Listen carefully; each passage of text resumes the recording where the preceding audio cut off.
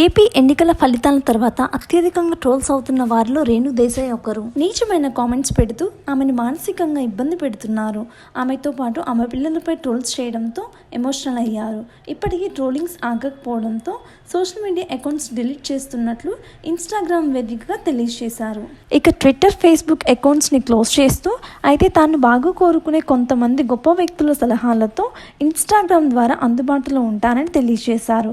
అయితే ఇన్స్టాగ్రామ్ని తాను తొలగించలేనని, తాను సేవా కార్యక్రమాలని కొనసాగించడానికి ఇన్స్టాగ్రామ్ని యూజ్ చేస్తున్నట్టు తెలిపారు. పేద పిల్లలకు ఆహారం, ప్రమాద కేసులు, మూగ జీవాలకి ఆహారం ఏర్పాటు, కుక్కల రక్షణకు వాటి వైద్య సదుపాయం వంటి సేవల కోసం ఇన్స్టాగ్రామ్ని యూజ్ చేస్తానని అంటున్నారు. కాబట్టి తనకి ఇన్స్టాగ్రామ్ అవసరమని, దాన్ని తొలగించలేనంటూ ఒక పోస్ట్ షేర్ చేశారు. ఆ పోస్ట్ ఇప్పుడు నెట్టింట వైరల్ అవుతుంది. అయితే రేణు దేశాయ్ ఏదైనా పోస్ట్ పెడితే ఆమెకి మద్దతుగా తెలిపే వారితో పాటు హేట్ చేసే వాళ్ళు చాలామంది ఉంటారు. ముఖ్యంగా పవన్ కళ్యాణ్ అభిమానులతో రేణు దేశాయ్ వార్ నడుస్తూనే ఉంటుంది.